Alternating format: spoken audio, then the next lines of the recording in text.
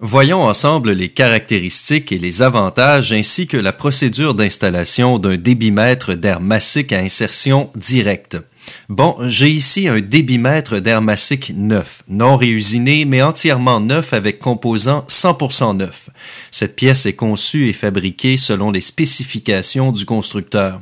Elle est facile d'installation et permet de réduire les coûts de main-d'œuvre car on n'a pas à remplacer la pièce usée ou moulage ni ses tubes de plastique.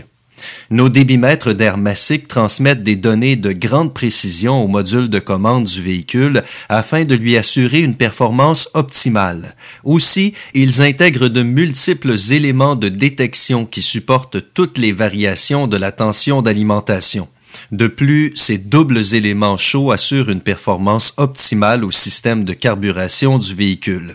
Ces éléments de détection innovateurs sont étalonnés selon les plus récentes spécifications d'équipements d'origine de GM afin de réduire le nombre de reprises de réparation.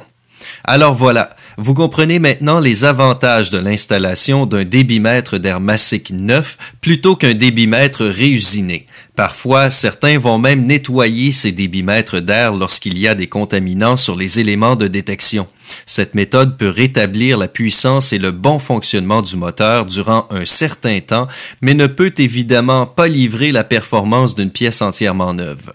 Pour remplacer ce débitmètre d'air massique, on doit d'abord débrancher le connecteur électrique et le mettre à l'écart. Ensuite, on prend un tournevis avec embout pour tête hexalobé pour enlever les deux vis qui fixent le débitmètre d'air dans le boîtier.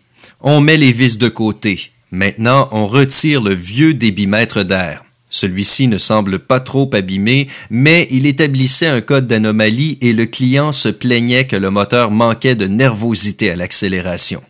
Ensuite, on prend le débitmètre d'air neuf et on s'assure que le joint torique est en place ici, car c'est ce qui va assurer l'étanchéité et prévenir les fuites.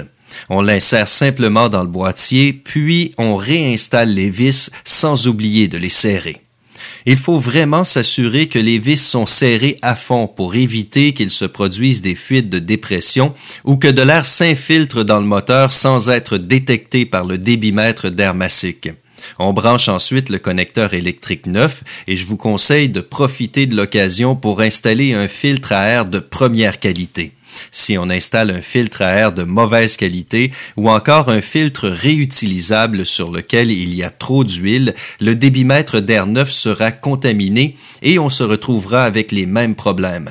Donc, mieux vaut installer une cartouche filtrante de bonne qualité ici afin de protéger notre investissement.